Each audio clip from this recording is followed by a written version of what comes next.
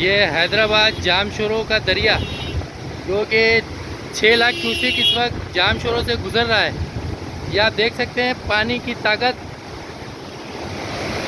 वो पानी की लहर, वो पानी की गुंजाइश।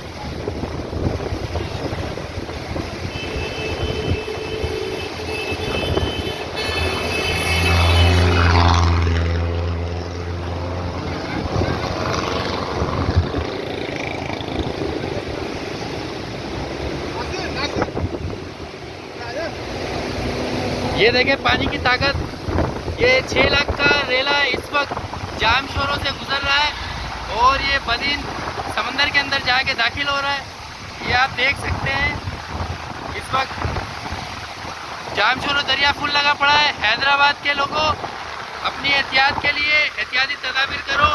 ये बहुत खतरनाक रेला है, ये किसी वक्त हैदराबाद को, कासमाबाद को नुकसान पहुंचा सकता है।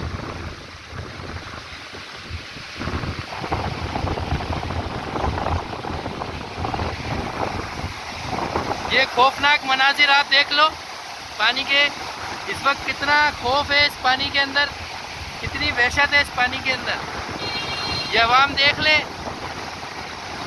और अपने बचाव के लिए अपने आप, अपनी मदद आप अपनी एहतियाती तदाबीर इख्तियार कर लें।